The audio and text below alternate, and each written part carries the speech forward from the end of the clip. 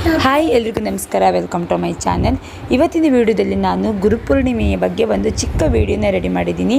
ಈ ವಿಡಿಯೋ ನಿಮಗೆ ಯೂಸ್ಫುಲ್ ಅನಿಸಿದರೆ ನೀವಿನ ನನ್ನ ಚಾನಲನ್ನು ಸಬ್ಸ್ಕ್ರೈಬ್ ಆಗದೆ ನೋಡ್ತಾ ಇದ್ದರೆ ದಯವಿಟ್ಟು ಸಬ್ಸ್ಕ್ರೈಬ್ ಆಗಿ, ಹಾಗೆ ಇಷ್ಟ ಆದರೆ ಒಂದು ಲೈಕ್ ಕೊಟ್ಟು ಬೇರೆಯವರಿಗೂ ಶೇರ್ ಮಾಡಿ. ಓಕೆ, ಇವಾಗ ವಿಡಿಯೋನ ಶುರು ಮಾಡೋಣ.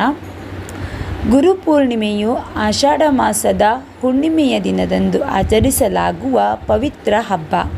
ಇದನ್ನು ನಮಗೆ ಜ್ಞಾನ ಮತ್ತು ವಿದ್ಯೆಯನ್ನು ಕಲಿಸಿದ ಗುರುಗಳಿಗೆ ಗೌರವ ಹಾಗೂ ಕೃತಜ್ಞತೆಯನ್ನು ಅರ್ಪಿಸುವ ಸುದಿನವಾಗಿ ಆಚರಿಸುತ್ತೇವೆ. ಈ ವಿಶೇಷ ದಿನದ ಅಂಗವಾಗಿ ನಾನು ನನ್ನ ಗುರುಗಳಿಗೆ ಈ ಒಂದು ಶ್ಲೋಕದ ಮೂಲಕ ಕೃತಜ್ಞತೆಯನ್ನು ಸಲ್ಲಿಸುತ್ತಿದ್ದೇನೆ.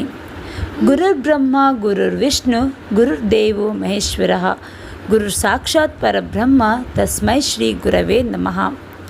ಈ ವರ್ಷ ಗುರುಪೂರ್ಣಿಮೆಯು ಜುಲೈ 29ರಂದು ಬಂದಿದೆ. ಈ ದಿನವನ್ನು ವ್ಯಾಸ ಪೂರ್ಣಿಮೆ ಅಂತಲೂ ಕರೆಯುತ್ತೇವೆ. ಅಂದರೆ ಮಹರ್ಷಿ ವೇದವ್ಯಾಸರ ಜನ್ಮದಿನ. ಹಾಗಾಗಿ ಈ ದಿನದಂದು ವ್ಯಾಸ ಮಹರ್ಷಿಯವರನ್ನು ಪ್ರಥಮವಾಗಿ ಸ್ಮರಿಸಬೇಕು.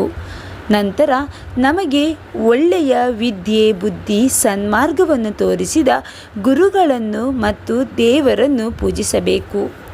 ಗುರು ಎನ್ನುವ ಶಬ್ದದ ಅರ್ಥವು ಎಷ್ಟು ವಿಶೇಷವಾಗಿದೆ ಎಂದರೆ, ಇಲ್ಲಿ ಗು ಎಂದರೆ ಅಂಧಕಾರ ಮತ್ತು ಅಜ್ಞಾನ, ಹಾಗೆ ರು ಎಂದರೆ ಕಳೆಯುವ ಅಥವಾ ದೂರ ಮಾಡುವ ಎಂದರ್ಥ. ಅಂದರೆ ಅಂಧಕಾರ ಅಥವಾ ಅಜ್ಞಾನವನ್ನು ದೂರ ಮಾಡುವವರು ಎಂದರ್ಥ. ಈ ದಿನದಂದು ಅನೇಕ ಆಶ್ರಮ, ಮಠ ಅಥವಾ ಗುರುಪೀಠ ಇರುವಂತಹ ಸ್ಥಳಗಳಲ್ಲಿ ಭಜನೆ, ಕೀರ್ತನೆ ಮತ್ತು ಹೋಮಗಳನ್ನು ಮಾಡಿ ಗುರುಗಳನ್ನು ಆರಾಧಿಸುತ್ತಾರೆ.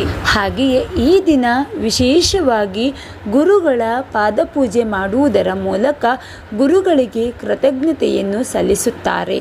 ಒಟ್ಟಿನಲ್ಲಿ ಗುರು ಎಂದರೆ ಕತ್ತಲಲ್ಲಿ ದಾರಿ ತೋರಿಸುವ ಜ್ಞಾನದ ದೀಪ, ಹಾಗೆ ಬದುಕಿಗೆ ಒಳ್ಳೆಯ ಮೌಲ್ಯಗಳನ್ನು ಕಲಿಸುವ ಸಂಸ್ಕಾರದ ಜ್ಯೋತಿಯಾಗಿ ನಮ್ಮ ಜೀವನವನ್ನು ಬೆಳಗುತ್ತಾರೆ.